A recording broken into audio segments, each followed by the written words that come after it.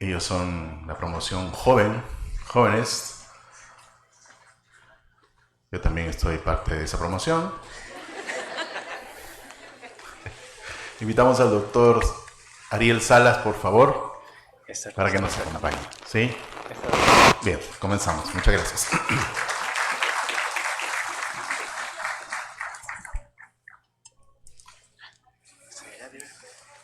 Yo lo presentaré. ¿Sí? Yo lo presento.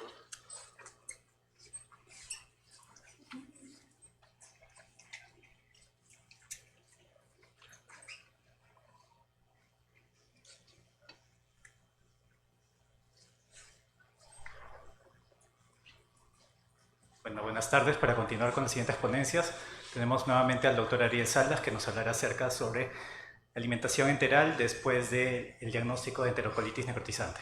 Después de su charla, procederemos a una serie de preguntas que ustedes puedan tener acerca de esta ponencia. Muchas gracias.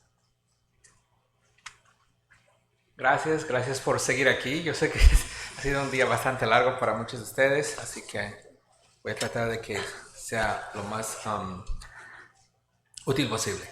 Ahora les voy a hablar de qué pasa después del diagnóstico, ¿verdad? Todos nosotros tenemos que llegar un día a la guardia y de pronto tener que lidiar con el paciente que fue diagnosticado la noche anterior y tenemos que decidir el plan para el resto de la semana. Y cuando no estamos ahí es un poco difícil de saber exactamente qué es lo que llamaron enterocolitis en la noche, cuál era la radiografía y cosas así. Me imagino que eso no es nada infrecuente en su situación y les puedo asegurar que pasa en todo el mundo. Así que les voy a dar un poco de guías. Lamentablemente en esta área, después del diagnóstico, no hay mucha evidencia clínica. Desafortunadamente es muy difícil hacer ensayos clínicos en colaboración con los cirujanos, pero porque ellos ya saben qué es lo que se tiene que hacer en muchos casos. Pero tengo muy buenos amigos cirujanos, solamente que a veces la personalidad es un poco diferente. Pero sí creo que es importante por lo menos tratar de pensar desde la perspectiva del paciente y ver si podemos ponernos de acuerdo en algún plan intermedio, tal vez un poco de compromiso ahí. Los conflictos de intereses son los mismos.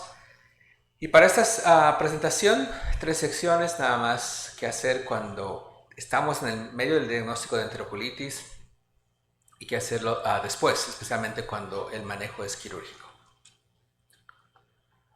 Con respecto a la práctica alimentaria durante el episodio de enterocolitis, creo que el primer paso es reconocer cuál es la etapa de mayor riesgo. Creo que estratificación de riesgo es el primer paso para aceptar si el bebé tiene o no la condición. Recuerden que el diagnóstico es a veces controversial, no está bien definido, incluso la neumatosis es nada más un hallazgo radiográfico. Mucha gente que piensa que ese es lo definitivo, pero ahora que sabemos más de ultrasonido y vemos ultrasonido abdominal, resulta que cuando vemos neumatosis en una radiografía normal, eso no necesariamente significa que hay neumatosis en ultrasonido, así que hay mucha controversia en qué es realmente lo que llamamos enterocolitis. Pero en general, cuando pensamos en cuándo ocurre la enterocolitis, solamente quiero que tengan esta imagen en mente, puesto que parece ser que la época de mayor riesgo de enterocolitis es basada en la edad postnatal. Esta es una figura que hicimos para un estudio diferente relacionado a las transfusiones y enterocolitis. Pero lo que hicimos fue ver nada más cuándo ocurría la enterocolitis en el transcurso entre el día 10 y el día 60 de vida. Y nada más quiero mostrarles que los casos más frecuentes realmente ocurrían entre el día 20 y el día 40. O sea que si a mí me preguntan cuándo un paciente está a riesgo de enterocolitis, tengo que preguntar la edad gestacional. Cuando a veces nuestras enfermeras o nuestros residentes me hablan de un paciente con enterocolitis que ya tiene 3 meses de vida, realmente me cuesta pensar que esa es la enterocolitis de la que todos hablamos, ¿verdad? Lo mismo cuando el diagnóstico es muy temprano, cuando hablan de enterocolitis en el día 10, el día 11 de vida. Creo que es razonable cuestionar si eso es realmente enterocolitis o más bien sea nada más una perforación intestinal focal. Así que en general, para estratificación de riesgo, creo que es reconocer la edad postnatal. Yo sé que mucha gente habla de la edad corregida postmenstrual, que generalmente ocurre alrededor de las 32 semanas, pero eso es un poco más variable. Con la edad postnatal en días es un poco más consistente. ¿Sí? Entonces, Cuando quieran hacer la evaluación de enterocolitis, hay que ver si realmente ese caso con el que están lidiando, que ha sido diagnosticado, fue dentro de ese periodo de riesgo, entre el día 20 y el día 40. Y si realmente está dentro de esa categoría, entonces tenemos que evaluar, yo pienso, 3 cosas, ¿sí? Una es ver cuán inmaduro es ese paciente en ese momento que está siendo diagnosticado, para ver qué vamos a hacer de la alimentación enteral. Y ver cómo está yendo desde la parte de vista de trofismo y ver si estamos ayudando con la parte de secreción gástrica, como mencionaba antes.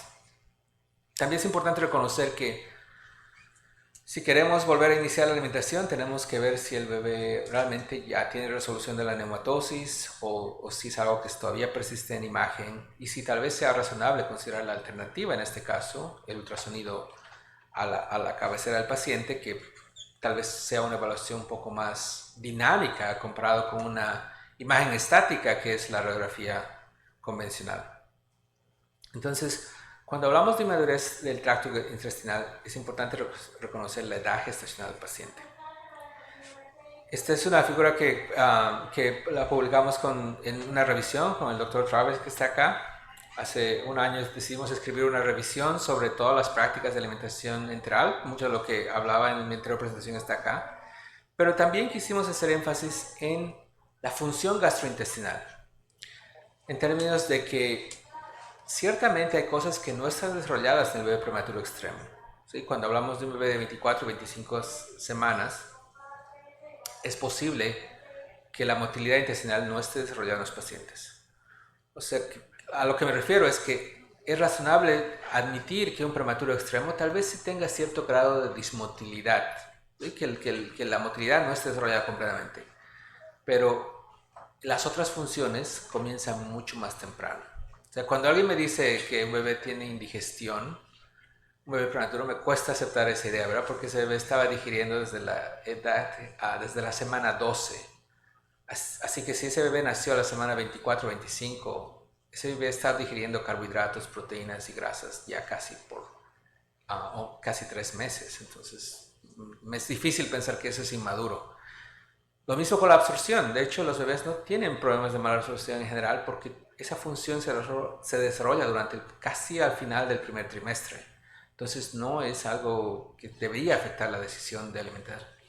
Y eso les digo porque a veces los cirujanos quieren utilizar leche hidrolizada porque piensan que la absorción va a ser mejor, pero es importante recordarles que la motilidad es el problema, no necesariamente la absorción o la digestión, incluso en esos casos de enterocolitis. Pero motilidad, hay que aceptarlo, eso es un problema. Y quería mencionar aquí una respuesta que me olvidé responder sobre la pregunta de la motilidad y agentes prokinéticos.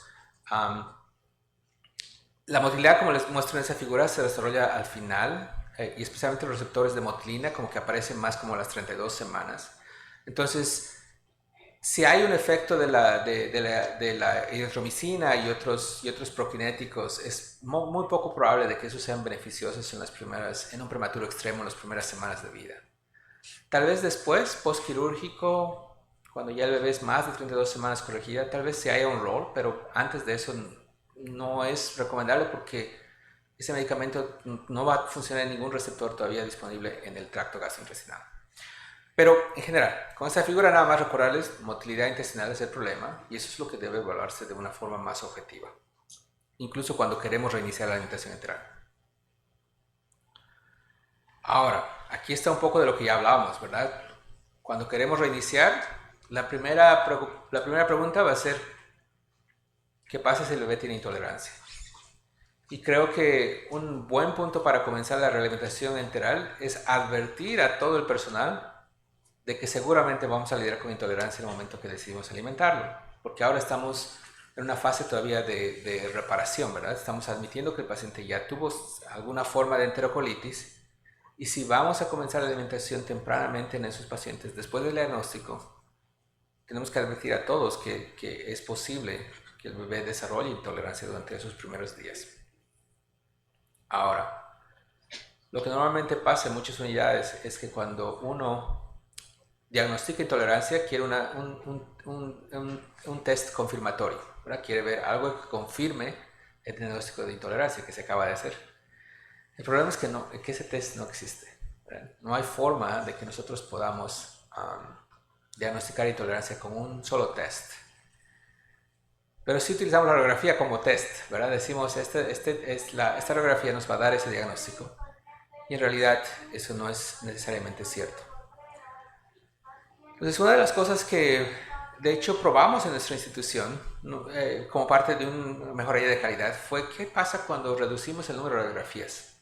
Cuando pedimos a nuestros residentes que ni siquiera las ordenen porque no nos ayudan en el diagnóstico de intolerancia. Entonces, como parte de ese estudio, lo que hicimos fue generar una lista de verificación, ¿verdad? Esa checklist, para ver si el paciente realmente necesitaba una radiografía.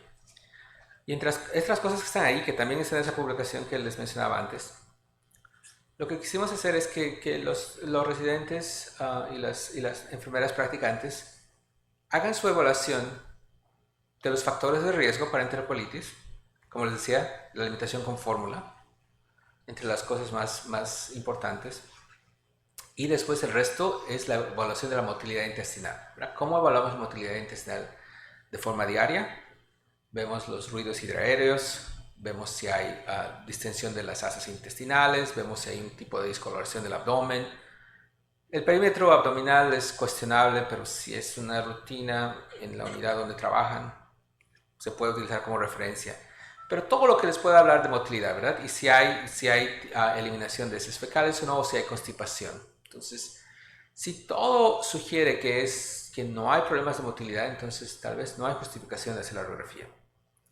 Y el resto, como pueden ver en esta diapositiva, es relacionado a sepsis, ¿verdad? Porque cuando pensamos que el bebé tiene enterocolitis, pensamos que eso también puede ser sepsis, y lo que queremos ver es si hay inestabilidad hemodinámica, disminución del gasto urinario, la necesidad de utilizar vasopresores o presiones arteriales bajas, altos lactatos, cosas que, como les digo, no son específicas para enterocolitis, pero para sepsis en general.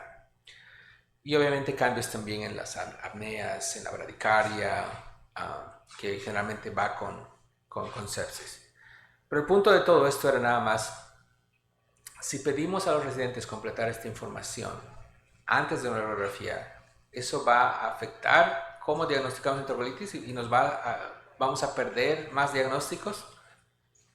Lo que descubrimos es que la verdad es que antes de implementar esa lista de verificación, era en promedio un bebé en la unidad recibía 3 radiografías en los primeros 28 días.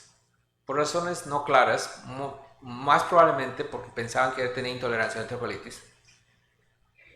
Y después de hacer esa lista de verificación vimos que más pacientes pasaban toda su estadía en la unidad por los primeros 28 días sin ninguna radiografía.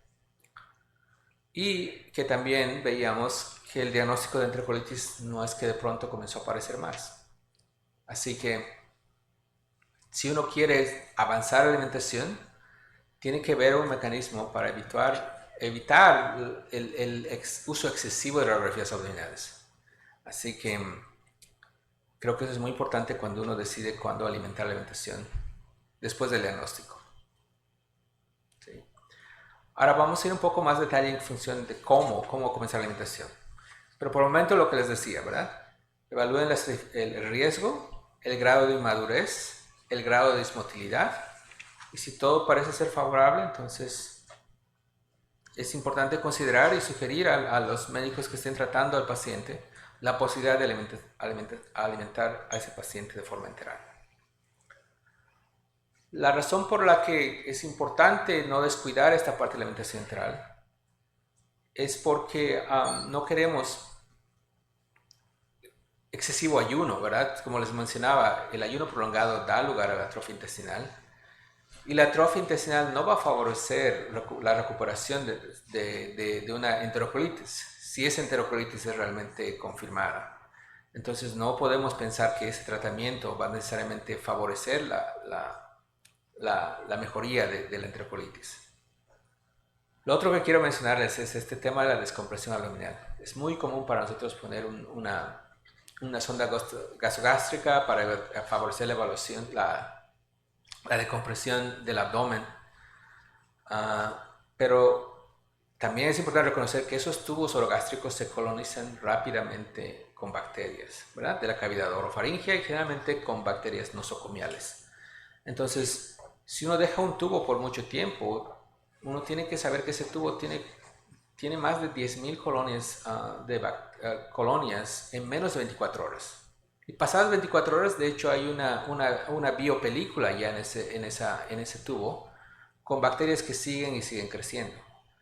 Así que, si tienen un paciente en ayuno, más un tubo orogástrico que está colonizado, y encima aumentan los antibióticos que van a causar disbiosis a ese nivel, y para hacer cosas peor, le aumentan un antiácido más para que esa colonización bacteriana continúe y de hecho se convierta en una infección. Entonces nada de eso en realidad favorece al tratamiento de la enterocolitis, que es lo que estamos tratando de hacer. Así que estas conversaciones sí se pueden tener con los cirujanos y recordarles que un tratamiento muy conservador tal vez no ayude en realidad al objetivo que ambos equipos tienen. Aquí nada más les recuerdo los beneficios y las desventajas del ayuno prolongado. Como ven, el ayuno prolongado en la derecha de su imagen, ninguna de esas cosas van a favorecer a la reparación del epitelio intestinal. Todo lo contrario, al hacerse más atrófico, la infección, si es colonización bacteriana, eso se va a hacer peor. Aquí les doy el ejemplo de cómo se ve el tubo orogástrico cuando se queda más de 24 horas. ¿Sí? Un montón de bacterias y no sirve de nada, de hecho, cambiarlo más rápidamente. Obviamente hubo la idea de que, bueno, ¿qué pasa si lo cambiamos cada 24 horas? Tal vez sea menos colonizado. Y esto no se publicó en una revista muy conocida, pero sí trataron de hacer eso, de cambiar el tubo regularmente cada 24 horas para ver si así disminuía la colonización bacteriana. Y encontraron algo un poco paradójico porque en los bebés que se les cambiaba más rápido, más seguidamente, tenían más bacteria ahí. Y por eso es que de hecho concluyeron que tal vez la manipulación del tubo es lo que da más colonización y por eso es que no es recomendable. Sí hay que dejar el tubo ahí por 7 días si es necesario, pero recuerden que es una fuente de infección con bastante colonización bacteriana. Así que eso de dejar el tubo por mucho tiempo o que esté a drenaje continuo tampoco es favorable. Con relación al ayuno prolongado, ya les mencioné esto, no solamente es un efecto negativo en el tema del sistema de la atrofia intestinal, pero también favorece la colestasis. Recuerden que la causa de colestasis en un paciente con enterocolitis es generalmente la falta el ayuno prolongado y la falta de alimentación enteral. Ya se había mencionado varias veces, ¿verdad? Que cuando uno utiliza nutrición parenteral está incrementando el riesgo de sepsis. Y si uno no alimenta, si uno deja de hacer funcionar el intestino, entonces el riesgo de dismotilidad se hace mucho más grande, ¿verdad? Porque es algo que apenas está devolviendo función y si no hacemos nada para que recupere esa función, es muy probable que esa función se pierda. Así que todo esto puede poner a un paciente más bien en mayor riesgo, pese a que la intención es lo contrario. Y con esta diapositiva nada más quiero que piensen en algo que a mí me preocupa en términos de manejo de enterocolitis. Sabemos que los pacientes con enterocolitis tienen peor pronóstico, ¿verdad? A largo plazo, tienen más riesgo de fallas cognitivas a los 2 años, más riesgo de mortalidad y todo eso.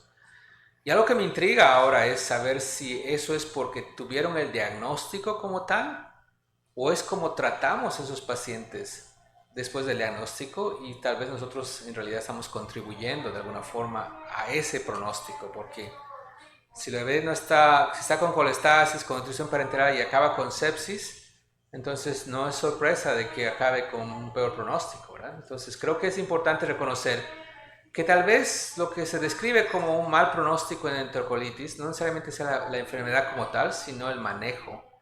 Y por eso es que quiero que reconozcan que tal vez es importante comprometerse un poco y tratar de ser un poco más en favor de no evitar el ayuno prolongado excesivo. Ahora, como les decía, más de los mismos conceptos. ¿Cómo reiniciar cuando el paciente ya tiene una anastomosis o tiene una ostomía? Nuevamente, motilidad intestinal. Esa tiene que ser la pregunta más importante porque sabemos que eso es inmaduro en el prematuro.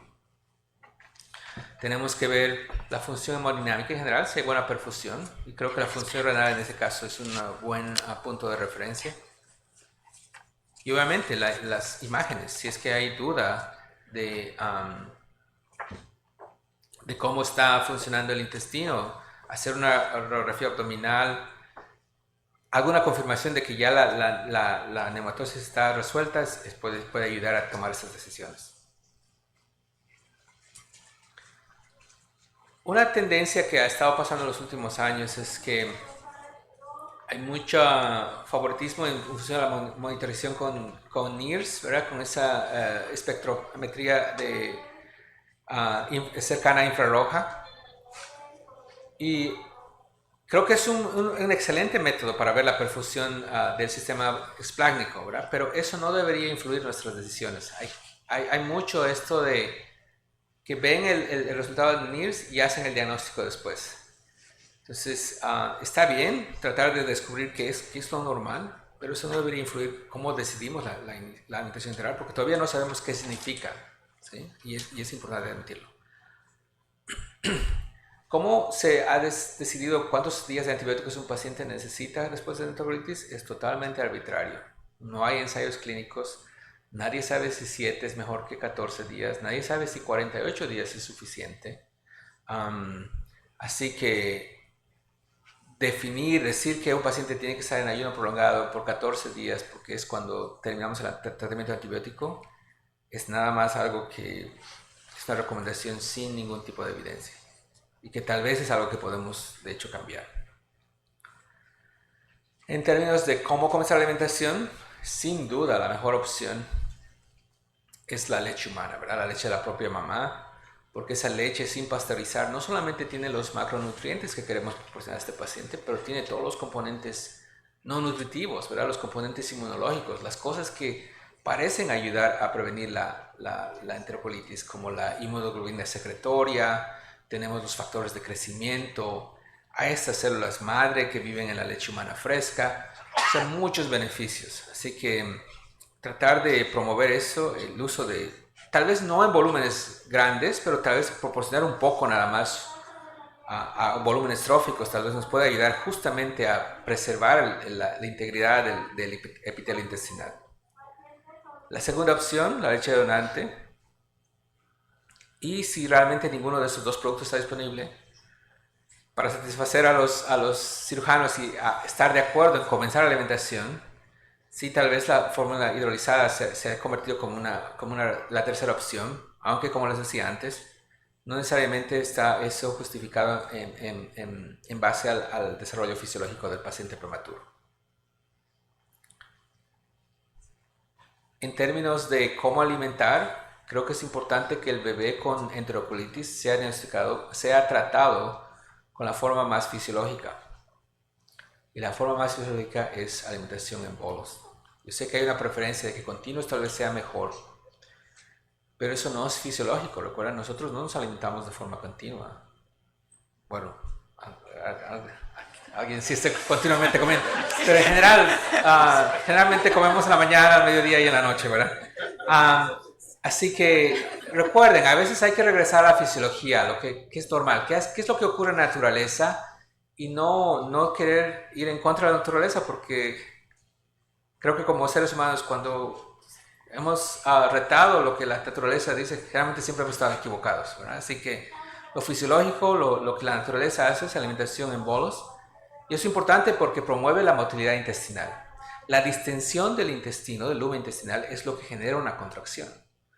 Cuando uno alimenta continuamente, no hay esa distensión, no hay ese estímulo para contraerse. Entonces, eso pese a que hacemos lo continuo para prevenir la intolerancia, de hecho no está estimulando la motilidad que queremos, que sabemos está inmadura y que tal vez se beneficie de esa actividad.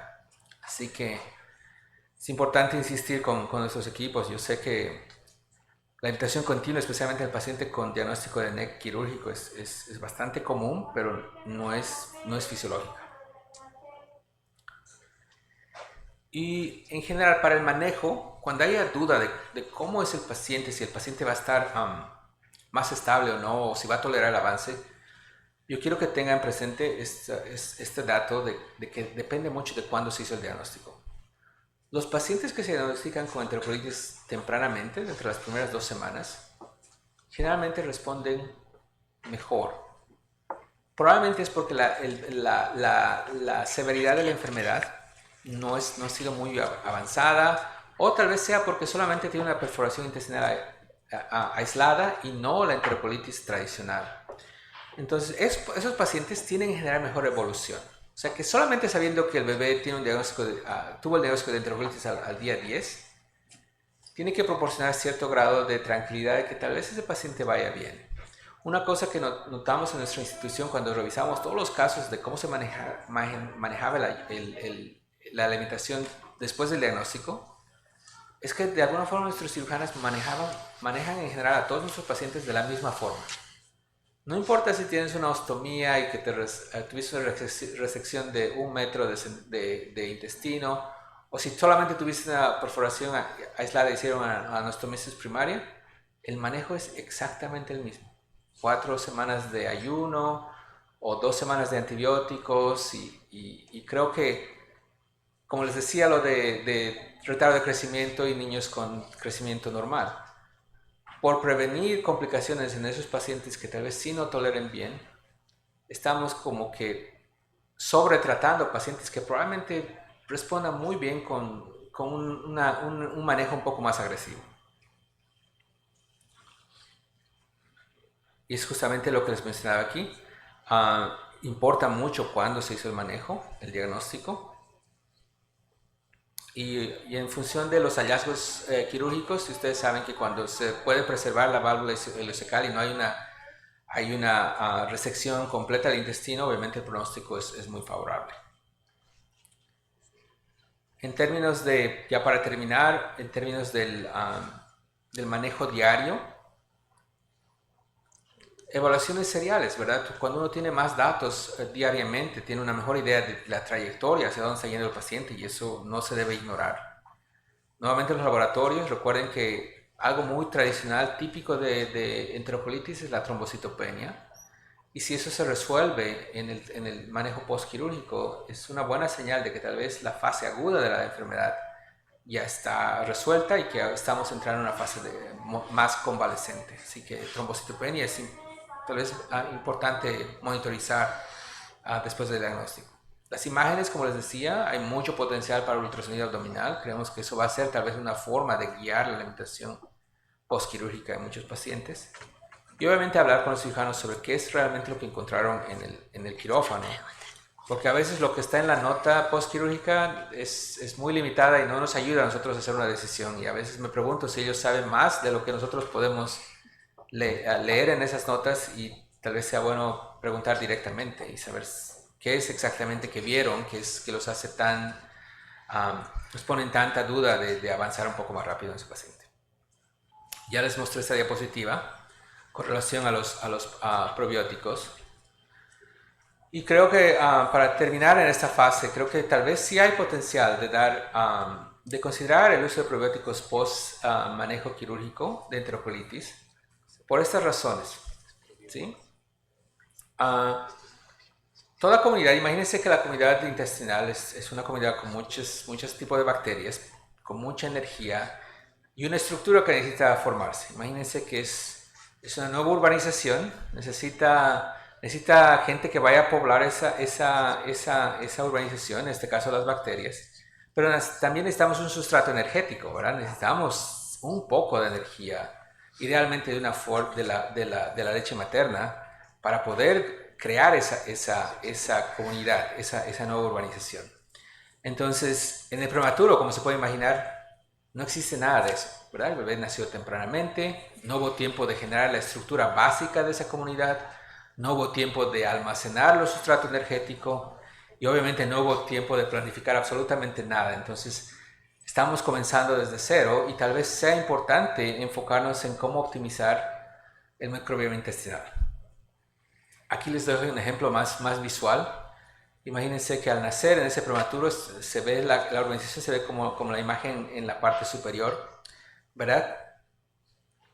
En las fases iniciales del proyecto, pero sin ningún trabajador ahí, ¿verdad? Nadie que pueda seguir moviendo eso. Y cuando nosotros comenzamos los antibióticos, básicamente erradicamos toda la población que podría estar tal vez reestructurando todo ese epitelio intestinal. Entonces no tenemos que ignorar esa posibilidad, porque lo que queremos es que eventualmente esa comunidad bacteriana diversa se encargue de restaurar. Como les digo, no es solamente una función de colonización. Las bacterias tienen muchas funciones. Y en este momento la microbioma intestinal está en una fase muy inicial de todo esto, ¿sí? En este momento lo que sabemos, lo que hacemos con el microbioma intestinal es describirlos, ¿sí? Decimos, esta bacteria es tal, no sabemos todavía lo que hace, pero es de este color, tiene estas características y nada más. Sus funciones todavía no han sido descritas. Así que promover la diversidad, ¿sí? Creo que podría ser muy potencialmente beneficioso y proporcionar el sustrato energético con solamente un poco de alimentación trófica podría ser una gran diferencia. Entonces, creo que es muy importante para el desarrollo intestinal en general. Y aquí les doy mis conclusiones finales con respecto a este tema. ¿Sí? Puede prevenir muchas complicaciones si ustedes alimentan tempranamente al paciente con diagnóstico.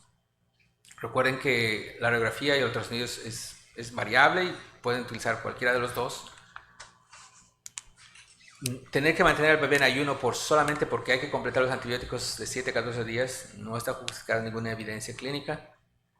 Y no se olviden de hacer su estratificación de riesgo. A los cirujanos les gusta la consistencia, les gusta hacer todo de la misma forma, entonces, pero nosotros tenemos que recordarle que ese paciente tal vez no tenga tanto riesgo que los otros pacientes que ellos tuvieron y para eso necesitan un poco más de perspectiva clínica que nosotros podemos contribuir. Gracias.